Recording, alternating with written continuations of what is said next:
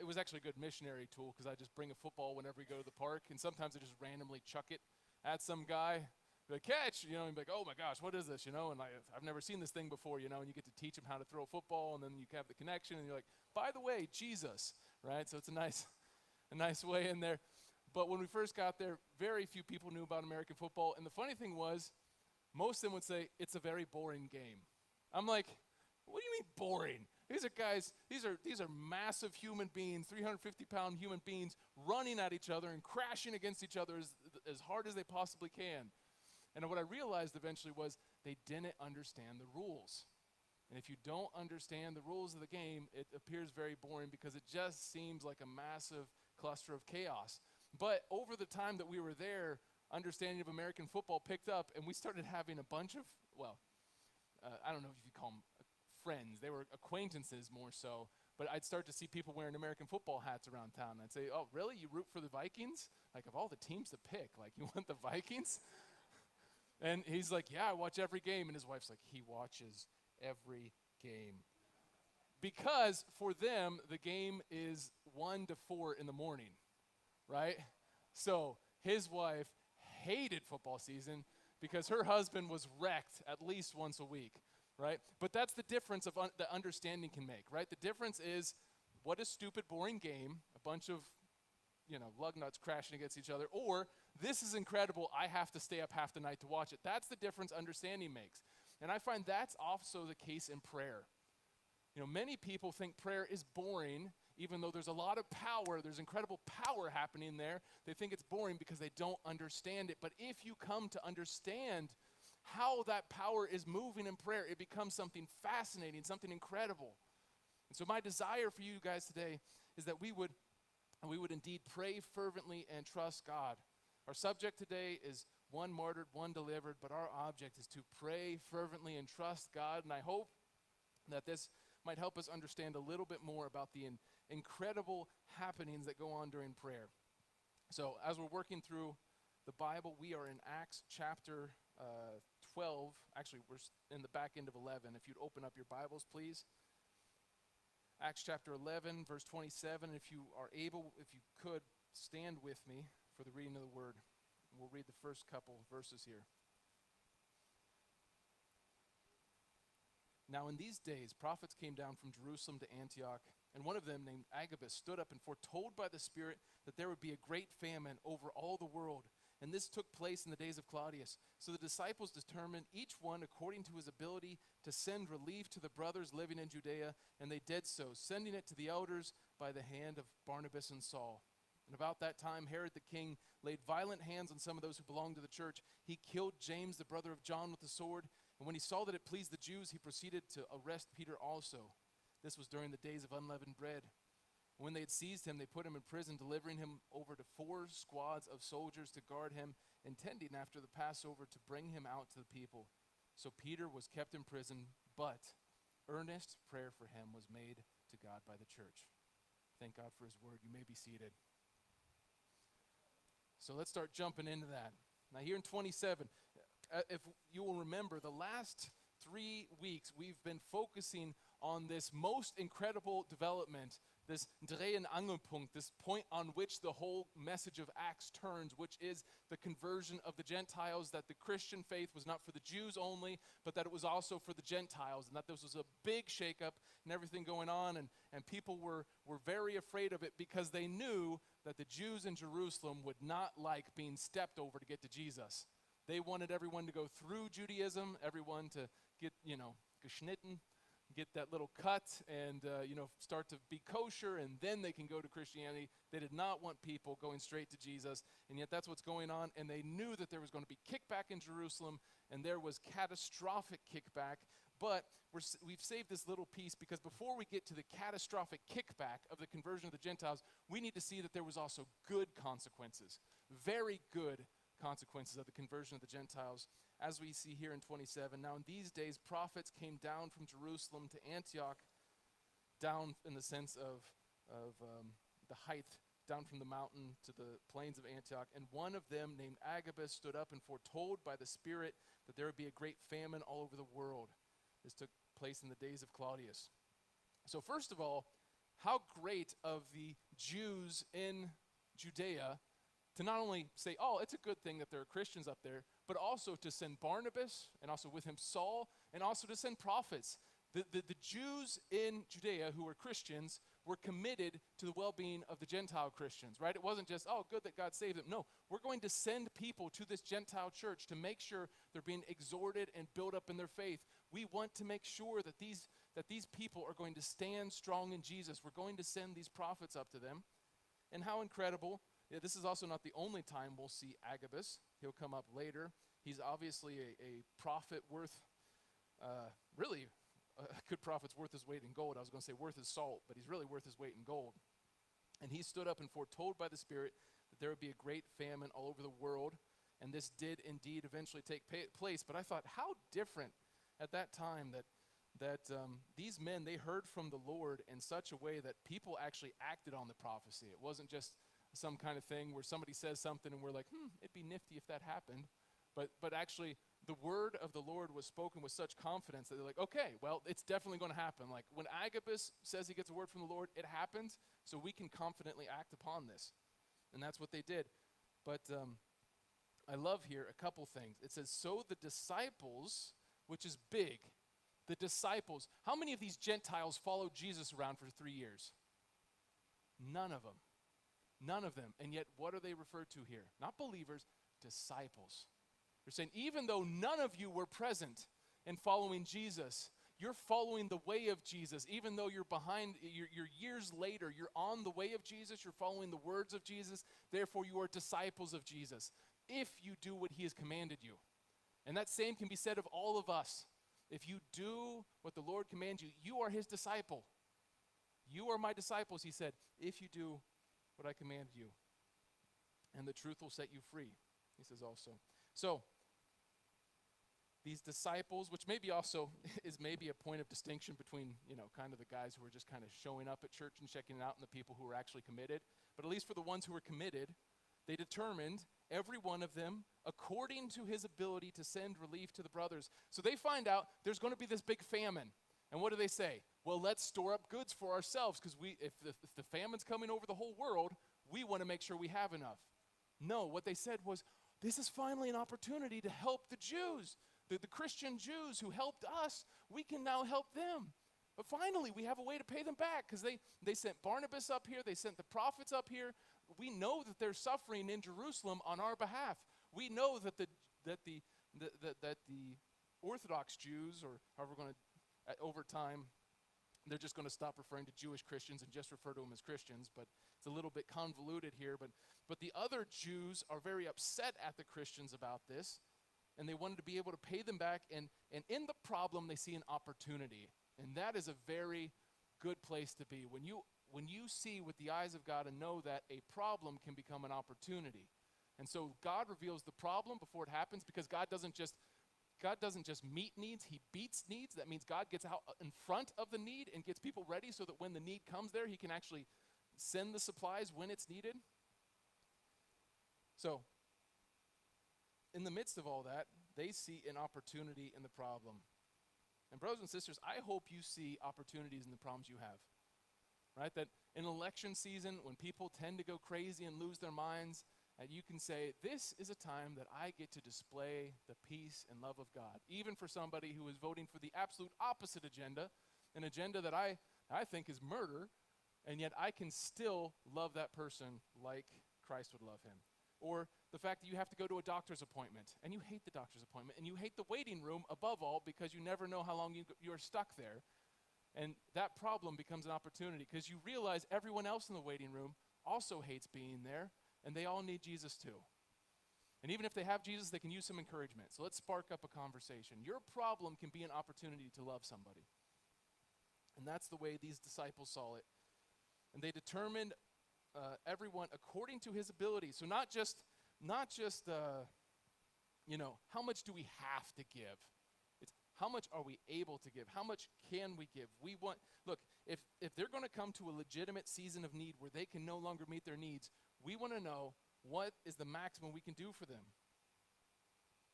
To send relief to the brothers living in Judea. And this very well probably saved people's lives, especially among widows and orphans and people who the Jewish synagogues would usually take care of, but because the Christians had been kicked out of the synagogues and they weren't able to have, any more of the treasuries of the synagogues, Christians were kind of set out on the streets by themselves, and Christians had to take care of them. But as we know as a church, it's hard when you're a fresh start to kind of build up some resources to help somebody, right? We've been going through that, trying to save up for fund for building and different stuff. It's hard when you start from scratch. It's easier when somebody has hundreds of years of things built up to provide for the needs of others.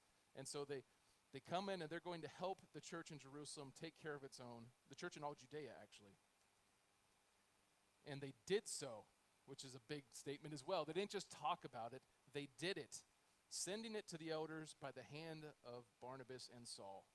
So they also trusted it to faithful men. Now about that time, Herod the king laid violent hands on some of those who belonged to the church.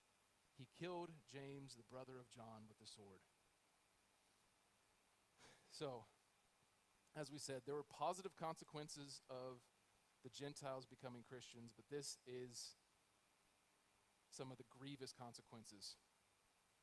That this inclusion of the Gentiles drove a deeper wedge between the Jews and the Christians and began the second great wave of persecution. And whereas the first great wave of persecution was kind of being pushed by Saul, and Saul was persecuting the Christians out of a genuine zeal for God. He was wrong, but at least it was a genuine zeal for God. Herod is doing it for no other reason than political gain. He just wants the political advantage. And then when he sees that it really hits home politically, he's like, I'm going to do more of this. I'm going to keep murdering Christians because this is really helping the polls. This is helping my numbers. We can't say there was an election year coming up, but at the same time, they had to maintain a certain political favor with people, especially in Judea, where they would churn through leaders very often because it was an area prone to riots and disruption. So he laid violent hands on some of those who belonged to the church, and some people probably thought that James was above being killed. I mean, they had already seen John and Peter going to prison twice, and the Lord delivers them twice, once supernaturally and once through the wisdom of Gamaliel. They've been delivered of prison twice. Maybe some people are thinking they can't kill the apostles. Okay, they killed Stephen because he was only a deacon, but they can't touch the apostles, especially Jesus' top three guys, right? Peter and James and John, they're not going to be able to get those guys. And yet here he is, one of Jesus' top three guys, and he's put to death with the sword. And you can imagine the sudden shock and horror. Sometimes, especially as a young guy, you think you're invincible, right? And then something happens, you have a friend die in a car crash or something, and you realize how fragile this life is. And it's easy to just kind of get folded in on yourself and just kind of be afraid of everything going on. Especially then, Peter is also taken and put in jail. But the significance, or part of the significance here of James being killed, is it's actually in fulfillment of a prophecy made by Jesus, or a prophetic word. If you look back when we studied through Mark, in Mark 10:35, James and John, the sons of Zebedee, came up to Jesus and said to him, "Teacher, we want you to do for us whatever we ask." And he said to them, "What do you want me to do for you guys?" And they said to him, "Grant us to sit, one at your right hand and one at your left in your glory." And Jesus said to them, "You do not know what you're asking. Are you able to drink the cup that I drink, or be baptized with the baptism with which I am baptized?" They said to him, "We are able." And Jesus said to them, "The cup that I drink, you will drink, and the baptism with which I am baptized, you will be baptized." So Jesus said, "Okay, you want to suffer with me? You'll see how that goes." John suffered in living as a Christian, living the difficult life of suffering, being a man of sorrows, acquainted with grief. John was kicked around and knocked around and exiled, and they tried to kill John, but he supernaturally couldn't die, apparently. So John suffered through a difficult life. James suffered through a martyr's death. But the word of Jesus, Mark 10, was fulfilled. So I guess be careful what you pray for, as chances are God will give it to you. But according to Eusebius, a church historian, one of the soldiers who guarded James was so impacted by his faith and his witness that he at that time declared himself to be a Christian and was killed alongside of James. So I guess you could call that a posthumous conversion there, that James, even after death, was converting people. When he saw, and this is being Herod, when Herod saw that it pleased the Jews, he proceeded to arrest Peter also. So Herod Agrippa the first would be this guy, most likely. This guy is a political louse, just like his fathers before him. His grandfather was Herod the Great, the one who had built the temple, but also killed his sons because he was afraid of them, and killed all the baby boys in Bethlehem because he was afraid of them, and was killing all these people. That was Herod the Great, and because he killed his sons, his nephew or brother was Herod Antipater. He had a hand in the death of Christ, and now here Herod Agrippa the first is killing apostles only because it's politically advantageous, which is another reason why we as Christians have to be afraid of putting too much trust in politicians. When the majority of people are Christian, politicians are Christian. They love Christians. When you lose the majority, suddenly a lot of those politicians aren't their friends like you thought they were. Right? So we have to be careful putting too much stock in anyone. Our stock is in Jesus. Now this was during the days of unleavened bread. And when he had seized him, he put him into prison, delivering him over to 4 squads of soldiers to guard him, intending after the Passover to bring him out to the people. So it was impermissible that anybody should die during the Passover. The Passover was a feast of life, really, that the angel of death had passed over, that even though everybody else was dying, the Jews were alive. So it was impermissible that anybody would be put to death in this festival of people being spared supernaturally. In fact, that's why, if you remember, Pilate actually released one prisoner every Passover to kind of symbolize that the angel of death passes over. So you can't have that kind of culture and background and decide to kill somebody in that exact event. And that's probably part of the way that he was able to get a hold of Peter, because Peter, one, knows that nobody's supposed to be killed during this time, so maybe he feels kind of safe. Secondly, it's Passover, which is the time of our Easter, which is the time of the resurrection of Christ, the death, burial, and resurrection of Christ. Peter has to go out and preach Christ during Easter, right? Like he has to preach Christ for Resurrection Sunday. Like he has to do this. He can't feel like the leader of the church and not be out there preaching, and so he probably wasn't hard to find. He gets arrested. And Herod says, yeah, okay, I can't kill you now, but immediately after the Passover, I'm going to put you to death. I'm going to kill you immediately afterwards. And so he puts him down in a dungeon, which is already a pretty safe place to put someone, but then he puts him in the care of 4 groups of 4 legionaries. He puts him under the guard of 16 people. You have 16 full-time legionaries, which legionaries were paid well for the currency back then. You have 16 people paid full-time just to watch this guy. They rotate every 3 hours to make sure they're sharp and vigilant and don't fall asleep. And usually they would chain one guard to one wrist.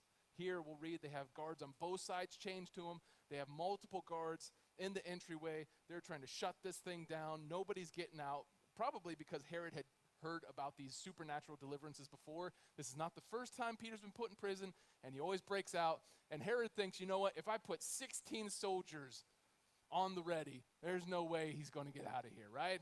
I put one on either side, sentries in the hallway. I have the other guys sleeping down the hallway. It doesn't matter if you break in with 10 zealous disciples, we're going to keep this guy, right? And he had all sorts of political power and palaces and dungeons and servants and weapons and soldiers and guards. And what does the church have?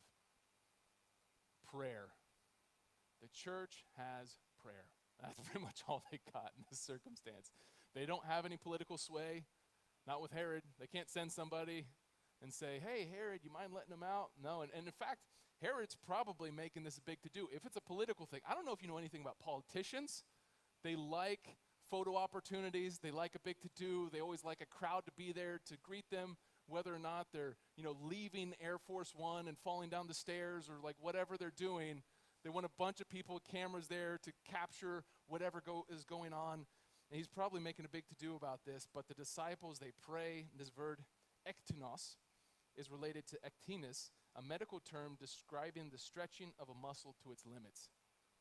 So, what does that mean? It means they're leaning into prayer. They're stretching themselves. They're pushing themselves to the limit in prayer. And so often, let's be honest, guys, we are really often lazy prayers. Right? We have it as a little box on our checklist, and as long as something falls out of your mouth along the lines of help that person, when we check it off the list and say, hey, I prayed for it. It's on God now. I did my part. And yet we see time and time and time again that the earnestness and the zeal of a prayer makes a difference. The earnestness of prayer makes a difference, and they are leaning heavily into prayer. This is unyielding prayer. I mean, it's just, in the past year, on a personal note, I've been noticing more and more in the Bible about how people pray until stuff happens. There are occasions when he says his prayer and he says, I'll take my spot on the tower like a watchman to see what God will do. There are times when you pray and then you just kind of wait and see what God does. But most of the time, when people are leaning into prayer, they're carrying it all the time. Coming back, Lord, when are you going to do something about this? How long? When are you going to act? Why aren't you working? Coming back again and again. And the Lord even says in another of the minor prophets, he says, if you would like to come back and inquire, come back and inquire. Right? He said, I'll never turn you away for checking in on your prayer request. Right? I'm never annoyed because you already checked in 16 times today. Right? And I know we talk about these great platitudes of like, bring it to the cross and leave it there. And there's a certain sense in which we should have that trust that God can do all things. And yet, what I see more in the scriptures is, hey, every time it comes up in your heart, say, any updates? Any updates, God? Like, I'm still bearing this in my heart. You going to do anything with this? Not in a disrespectful way, but just, hey, we need you to work. Like, we just lost James. We just lost one of our top 3 guys. It looks like we're going to lose Peter. And John, kind of, he was the son of thunder who wanted to call fire down on us.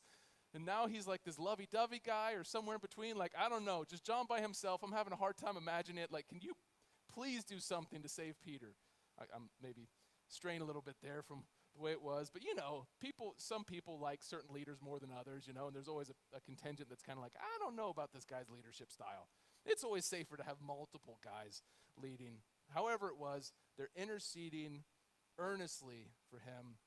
They're leaning into it. They're stretching themselves out. And it says when Herod was about to bring him out, and bring him out obviously refers to a public execution. On that very night, Peter was sleeping between 2 soldiers. An arrest for most people is very troubling, but for God's people, an arrest is a time to rest. They're just like, well, I can't minister right now. I guess I'm just going to take a break. I mean, how much trust you have to have in the Lord to be like, I'm going to be executed tomorrow. Oh, I'm going to hit the hay, and not even, like, there's not even a nice bed. He's probably sitting on a stone floor against a stone wall, strapped between 2 soldiers. Like, just to be able to sleep in that condition at all is incredible.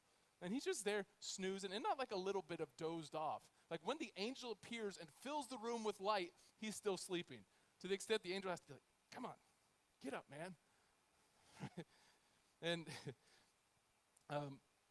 MacArthur actually, he thinks that part of the reason why Peter was so peaceful was because of the prophecy Jesus had given him. At the end of John's gospel, Jesus says to him, truly, truly, I say to you, when you were young, you dressed yourself and walked where you wanted. But when you are old, you will stretch out your hands and somebody else will dress you and lead you where you do not want to go. Jesus said this to indicate the kind of death by which Peter would glorify God. So Jesus already told Peter, you're going to die. But it says when you're old. And MacArthur makes the case that he was so confident because he's like, I'm not old yet. Jesus said I'd be put to death when I'm old. I'm not old yet. I'll be fine. I'm going to get out of here. I don't know if that's a proper hermeneutic, a proper picking apart of the passage there. I think it's more just the peace of the Holy Spirit was upon him, but it's interesting nonetheless. So he was bound with the 2 chains. Sentries before the door were guarding the prison. And behold, an angel of the Lord stood next to him, and light shone in the cell, and he struck, the Old English says, smote Peter on the side, and woke him, saying, get up quickly. And the chains fell off his hands, and the angel said to him, dress yourself, and put on your sandals. And he did so. And he came to him, wrap your cloak around you, and follow me.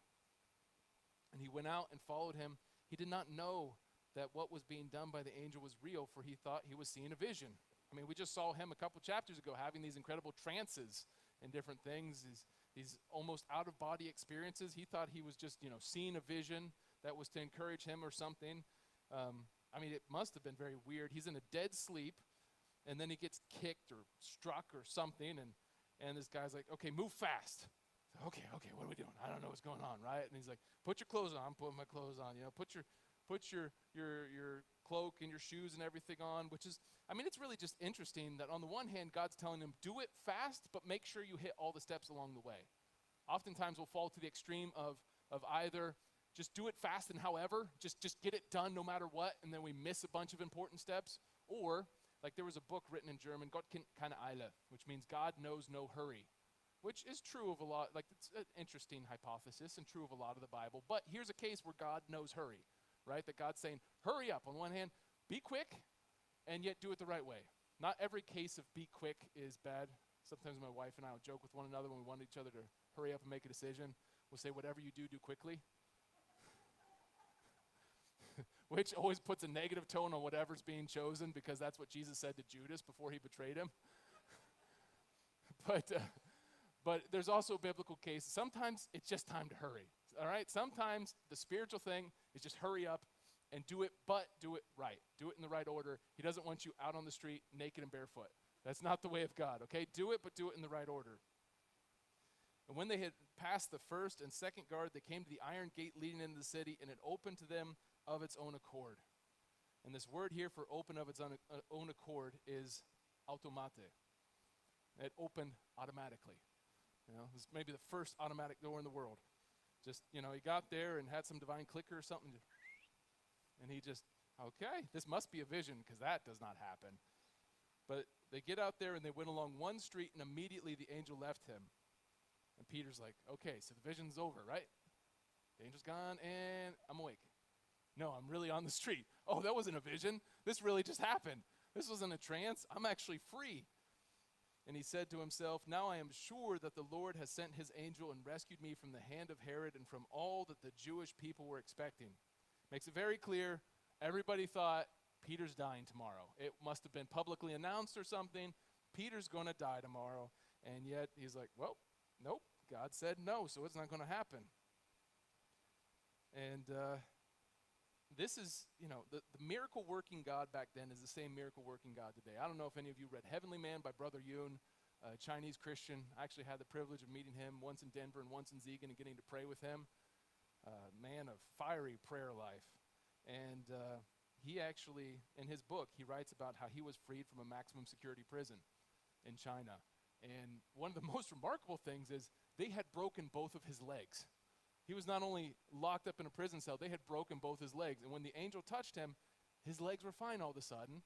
And so he just walked out of the prison. And he writes in his book, when he was going through the courtyard, you know, there's this giant open courtyard with guys with machine guns in all four towers. And as he was walking through the courtyard, he was like, this is it, I'm dead. Jesus, I'm coming. Like, I'm definitely going to die now. And he was so surprised when he got across the courtyard and the gates opened automatically before him. And he just stepped out and he hailed a taxi and he was out of there. Right? The same God that freed people supernaturally then frees and in that case heals people today. Right? It's the same God. And yet, you know, we would think that if you get that opportunity, you hop in that taxi and you don't stop till you're over the border, right?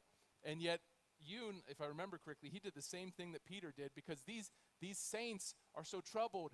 James has already been killed. Other people have had violent hands laid on them. It means they're roughing people up, beating people up, hurting people, maybe taking their businesses, maybe something like a Kristallnacht, you know, where they're destroying businesses and stuff. They're very discouraged. Peter's in prison. They think he's going to die. And if he disappears, it's going to look like some sort of mafia hit, you know, like he's just gone. And so Peter says, no, I have to make sure, even though I'm on the run for my life, I have to go to the brothers and encourage them. I got to go. But remember how we were talking a few weeks ago about how sometimes the way of God just is awkward? Here's going to be another case where the way of God, though supernatural, can become very awkward for moments. So when he realized that he went to the house of Mary, the mother of John, whose other name was Mark. So this is John Mark, the guy who will accompany Barnabas and Saul starting at the end of this chapter, making Mary Barnabas' sister. And obviously they had some means because Mary's house is large enough to act as a church building. And maybe it's the fact that they also are of means that makes John Mark a little bit of a spoiled brat later in the book, but he figures it out eventually. But we'll get to that later. When he knocked on the door in the gateway, a servant girl named Rhoda came to answer. Now, Rhoda just means rose. That's why we talk about rhododendron. Dendron is a tree or shrub, so a rose shrub, just rhododendron. So Rhoda, we'll call her Rose. She's just out here, you can imagine, kind of a little servant girl, maybe 11 years old or something, and recognizing Peter's voice. In her joy, she did not open the gate, but ran and reported that Peter was standing at the gate. And they said to her, "You're out of your mind. Rose, it's past your bedtime. You're seeing things. It's just, you should probably go to bed, sweetheart." She's like, no. But she insisted that it was so. And they kept saying, "It's his angel." Because back at those times, apparently the Jews thought that everyone had a guardian angel. And apparently they thought your guardian angel could take on the form of the person it's guarding to maybe do something good for you on your behalf that you didn't know you were doing. Like somebody comes up and they're like, "Oh, it was so nice that you helped me out the other day." Like, "Oh, I didn't, but I guess my guardian angel did." I don't know. It was some weird faith, which is interesting that they would believe a superstition before they would believe the fulfillment of their prayer. They were believing a superstition before the fulfillment of their prayers. And when Jesus instructs his disciples to pray, he told them in Mark 11:24, he said, "Therefore I tell you, whatever you ask in prayer, believe that you have received it. You've already received it, and it will be yours." These brothers and sisters, they have they have belief to pray, but they don't have belief to receive. But Jesus says, when you pray, pray believing that you have already received it. But praise be to God, he still saw their mustard seed of faith, even though they didn't have faith to actually believe that it would be fulfilled. They at least had the faith to pray, and pray earnestly. Maybe they made up for a lack of faith with an abundance of fervency.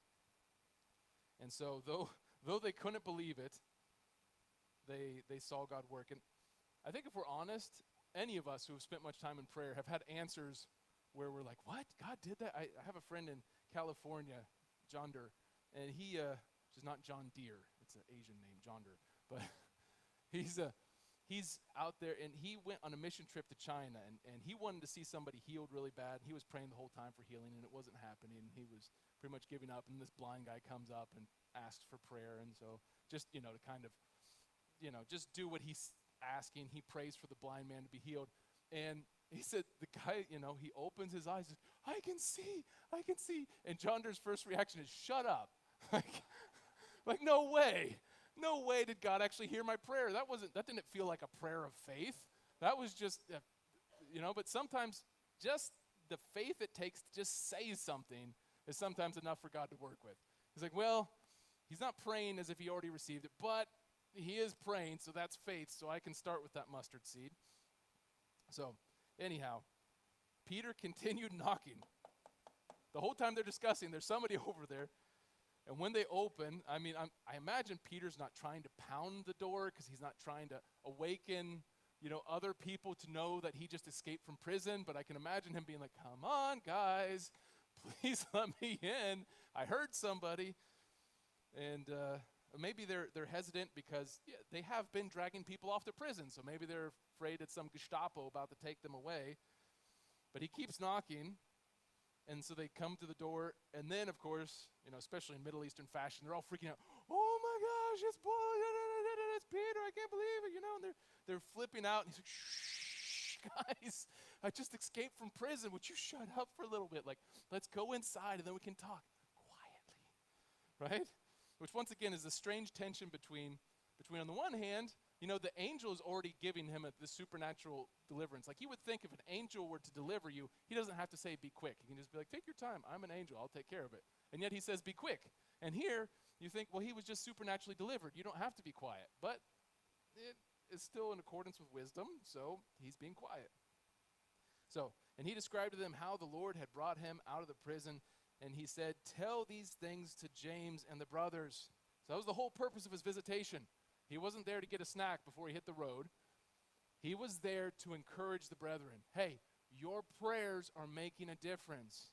And brothers and sisters, if you ever submit a prayer request and it's answered, please let us know it was answered. That's such an encouragement for the people who pray. Well, one, they're encouraged. On the other hand, they stop praying for the thing that was already answered. Okay, don't do that to people where they're still on their knees interceding for you. And you're like, "Oh God, I'm so thankful I was delivered." Like, just go ahead and share with us that there was deliverance. Peter made it a priority, and please make it a priority. When God answers, let us know. And then document it. best case. And then he departed and went to another place, which is kind of a sad end, or just, I don't know. It's like one of those, they say most TV series don't end well. It just kind of left you just kind of feeling like unresolved. It's kind of how this feels to me, is because that's the last time we'll see Peter in the writings of Luke. It just says he went and departed. That's it. He went to another place. And, it makes sense that either Luke didn't want to reveal where he went at first because then he would endanger whoever had taken him in, or maybe it was such a closely held secret. Maybe he didn't even know where Peter went after he departed. But that's going to be the last time we see Peter, which is significant also symbolically in the sense that the focus of Acts from this point forward is going to shift from Peter to Paul. It's going to shift from the Jews in Judea to the Gentiles across the world. Not that God gives up on them. We will see the Jewish Christians again from time to time, but honestly, a lot of the time it's also going to be them stirring up legalism and problems. Yeah, but Peter, we don't really know exactly what happened to him. Of course, the Catholic Church claims him that I don't know why it's a flex that they killed him.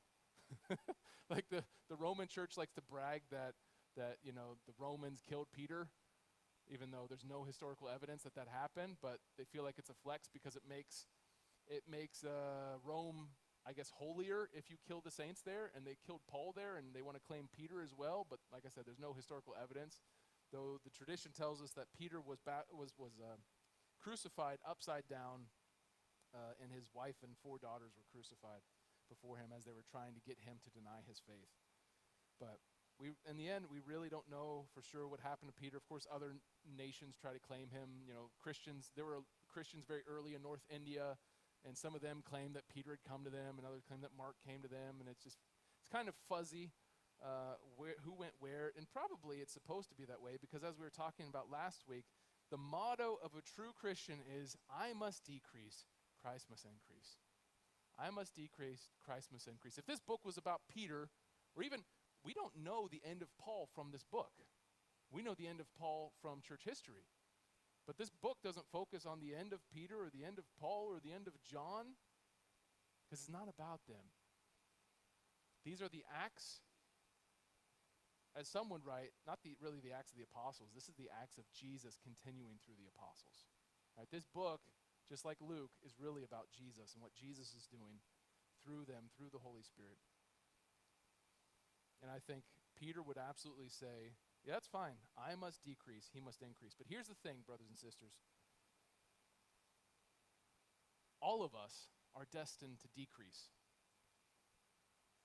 Some of us might feel it very acutely. All of us are destined to decrease, but not all of us will make Christ increase in our decreasing. And I want to encourage you, make sure that as you decrease, that Christ increases. That as the things of this world grow strangely dim, that Christ becomes more and more and more precious to you. I believe it was John Piper I heard once say that, as he gets older, he realizes all he has is Jesus. And so, hoping the Lord gives you many years, but as you feel that decreasing happening, may you see Christ increase in your life. And also, I want to encourage you, make sure that you're living a life of prayer that will leave a spiritual legacy for generations to come. I feel like our generations are emptying the coffers spiritually, but we're not leaving much of a spiritual legacy for those coming after us. And as, Solomon writes that the pains that one endures as one ages, he says, it is preparing them for their eternal home. The pains of aging is to prepare us for eternity. And so when we feel those pains, when those bones start to ache, it's a prompt to pray that the Holy Spirit would be active and working in the lives of those coming after us. That all those pains that we endure, it is to prepare our heart and soul for what's coming after. Woe to the man who leaves his children physical riches, but nothing spiritually. So as we decrease, may Christ increase among us. Now 18, and when day came, There was no little disturbance among the soldiers over what had become of Peter. And after Herod searched for him and did not find him, he examined the sentries and ordered them that they should be put to death. Now, like I said, I believe, of course, there's far more information than Luke could put in here. John writes that if you were to tell the whole story about Jesus, the world could not contain the books that would be written of it. So obviously, there's a bit of speculation. But it seems apparent to me that Herod must have called for a public execution in the sense that he was making it known and announced, hey, Jews, you're going to see the enemy of your legalism killed on this day. And this fits into pretty much all historical accounts of public execution. I mean, in France, they would have thousands of people turn out. In fact, they would have people show up 6 hours early and tailgate, so to speak, for executions. Seriously, they would have the vendors come, and the vendors would peddle their wares through the crowds. People would pay exorbitant amounts of money to rent a window in the buildings above the square so they could have a good view of the execution, and they would have people bringing them rounds of tea and crumpets and different stuff. It was a whole experience to go to a public execution. In fact, even in this country, in 1862 in Minnesota, they announced they were going to hang 38 natives. And how many people do you think showed up? 4,000 people showed up to watch these natives hang. People, in some morbid way, are drawn to public execution. And especially knowing Herod and his flair for the extravagant and his desire to look big and better in front of people, he certainly was trying to build up some clouds. And then the day comes and they say, My Majesty, I'm sorry to inform you, Peter's not there. And so he examines the soldiers, and I just imagine him saying, you know what? I told the people there was going to be an execution today. There will be an execution today. Though I cannot execute Peter, I will execute the guards who were on guard. And that'll be our public execution today. And so he satiates the bloodlust of the crowds. But God is not mocked, for whatever a man reaps, that also will he sow. And what Herod is reaping in blood, he will sow in blood. And then it says, and then he went down from Judea to Caesarea and spent time there. Now, if this is the same Caesarea from which Cornelius was, there's also a great irony here.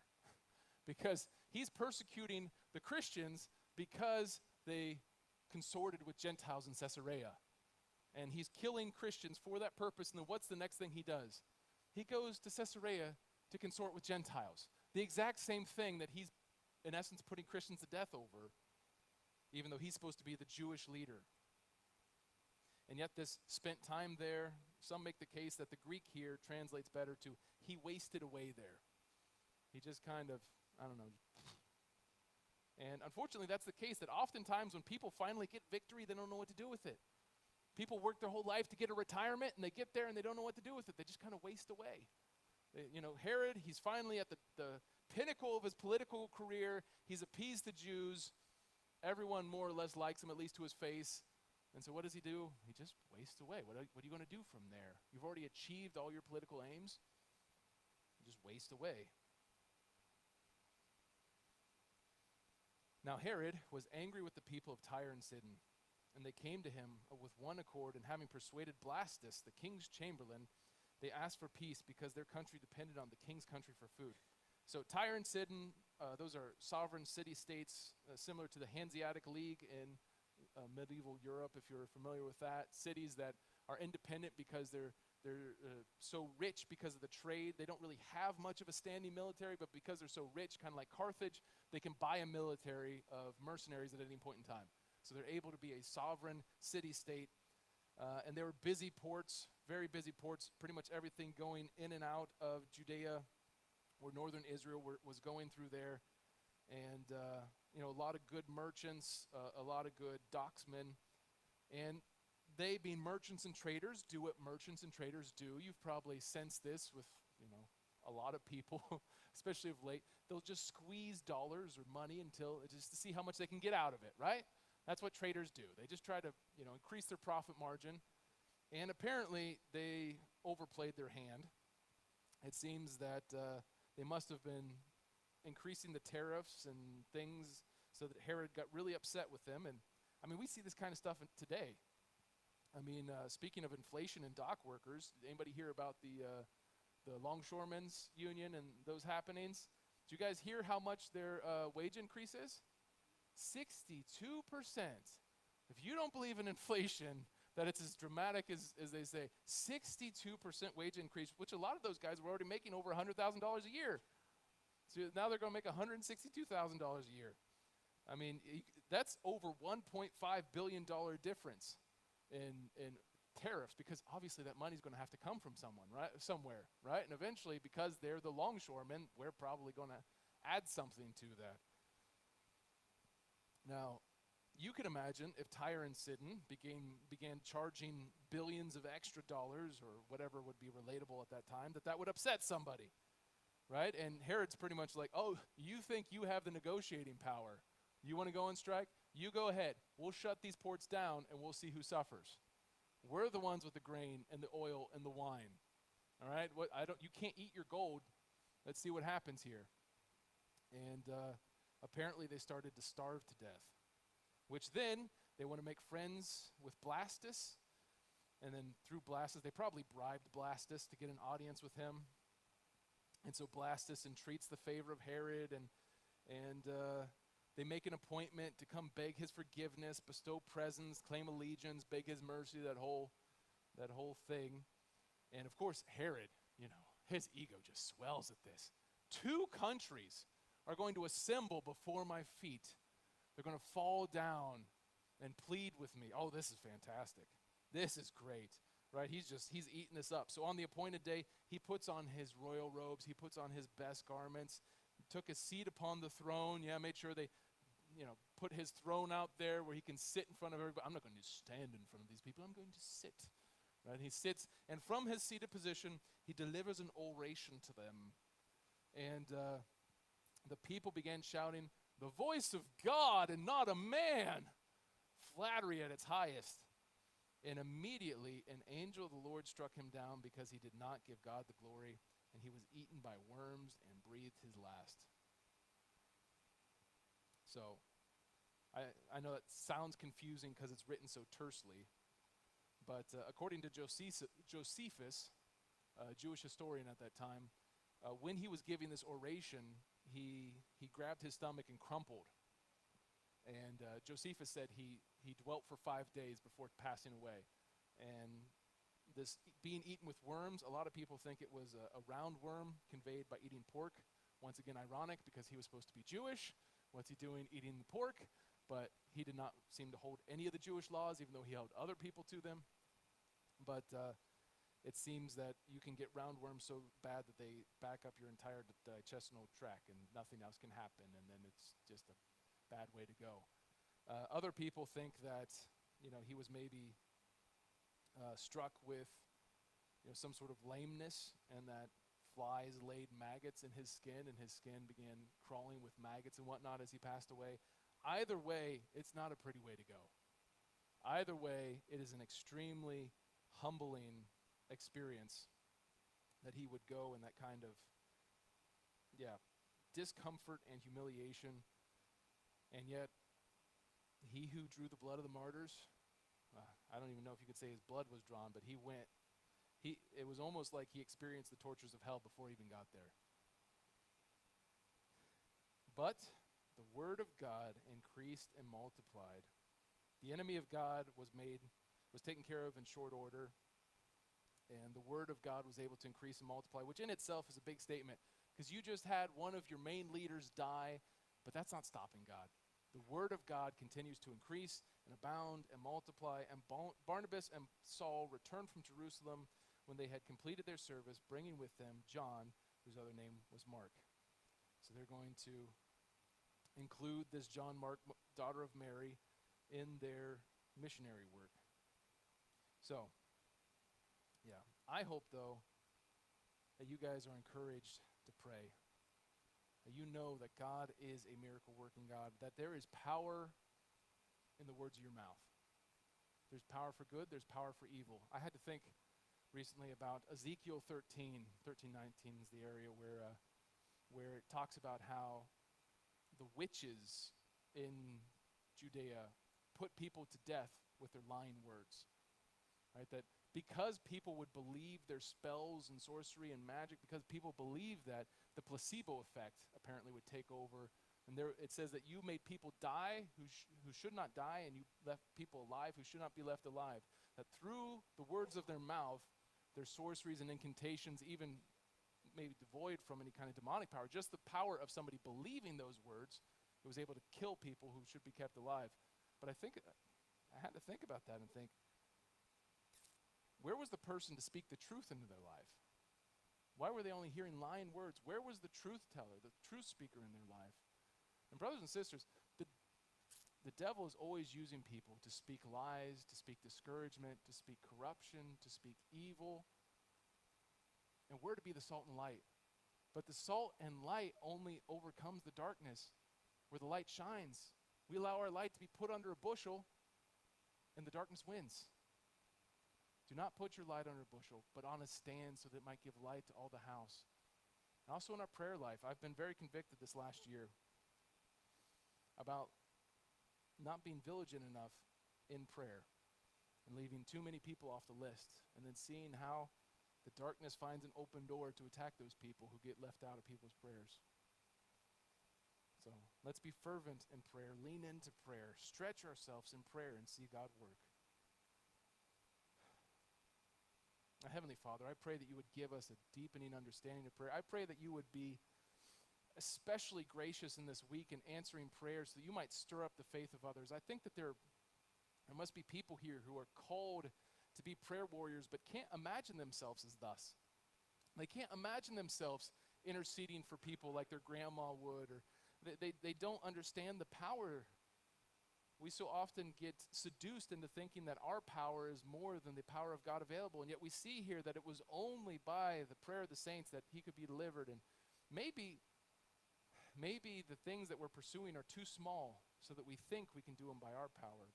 Lord, help us to pursue things that are so big and so incredible and so glorious it can only be done by the power of you. Lord, help us to lean into prayer, especially as this world around us is crumbling and facades are falling. Lord, help us to stand on the unshakable foundation of you and your word spoken through a life of prayer. In Jesus' name, amen.